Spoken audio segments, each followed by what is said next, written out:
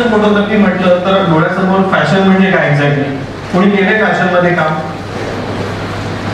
कारण ह्या फॅशन इंडस्ट्रीला आता खूप चांगले दिवस आहेत, फॅशन मध्ये खूप चांगलं काम करू शकतो, पण हे काम ना आपल्याला लगेच मिळतं का? नाही मिळत. का नाही मिळत लगेच?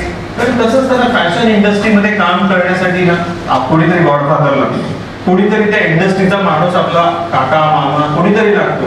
त्याच्यात काम करण्यासाठी टॅलेंट असं नाही. जर तुम्ही फॅशनचे बाकीच्यांचे फोटोज बघितलेत ना तर असं वाटतं की हा मी पण काढू शकतो, बरोबर की?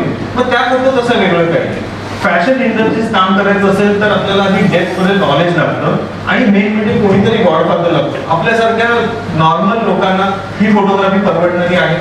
जे फोटोग्राफर आहे त्यांनी खरं सांगा की किती काम केलं आतापर्यंत फॅशन मध्ये? नाही मिळत ना काम. जरी आपल्याची इच्छा असेल किंवा आपण काम चांगलं करू शकत असेल तरी पण, कारण त्याच्यासाठी ना मोठा सेटअप लागतो. मेन म्हणजे आधी तुमचा चांगला एक पोर्टफोलिओ लागतो. मुंबईमध्ये मी त्या इन्स्टिट्यूटचं नाव नाही घेणार, फॅशन इन्स्टिट्यूट अंधेरीला. हे फक्त माझ्याकडे तो इंटर्नशिपला मुलगा आला होता, तो फक्त इंटर्नशिप साठी आला होता. त्यांनी ऑलरेडी अंधेरी वेस्टला ती इन्स्टिट्यूट्स आहे त्यांच्याकडे त्यांनी शिकला होता, शिकायला गेला होता. आई वडिलांचे लाखात पैसे घालवले होते आणि फॅशन फोटोग्राफी शिकायला तिकडे गेला. फॅशन फोटोग्राफी शिकला, कमीत कमी ते 6 महिन्याचा कोर्स होता. त्याच्यामध्ये तो काय फॅशन फोटोग्राफी नीट शिकू शकला नाही, पण तो मॉडेल बनून बाहेर आला. अंगावर टॅटू बिटू काढून इकडे पुचडा वगैरे बांधून वगैरे तो मॉडेल झाला पूर्णपणे. पण त्याने त्याला जेव्हा विचारलं की अरे पण तू एवढ्या महागड्या इन्स्टिट्यूट मध्ये गेलास, तू शिकलास काय? तो म्हणतो सर काय सांगू, तिथे ऍडमिशन जेव्हा एंट्री केली तेव्हा तिथेच मी थोडासा गाळ झालो. का झाला असेल तुम्ही समजून जा. रिसेप्शनलाच एकदम तिथे गेल्याच एकदम हॉट रिसेप्शनिस्ट, तिने माझा जो इंटरव्ह्यू घेतल्यानंतर मला सगळं एक्सप्लेन केलं. मला शिकायचं काय वेगळंच होतं, पण तिथे तिने मला पोर्टफोलिओ सगळ्या या सगळ्या गोष्टी दाखवल्या, ऍक्च्युअल सगळं वर्क दाखवलं आणि आम्ही इम्प्रेस झालो मी, आणि मग मी फॅशन फोटोग्राफी केलं. फॅशन फोटोग्राफी करायला गेल्यावर तिथे प्रत्येक गोष्टीसाठी पैसे, कॅमेरा रेंटवर घ्या आमच्याकडून, स्टुडिओ रेंटवर घ्या, मॉडेल हायर करा, 35,000 देऊन मी माझा स्वतःचा पोर्टफोलिओ बनवला.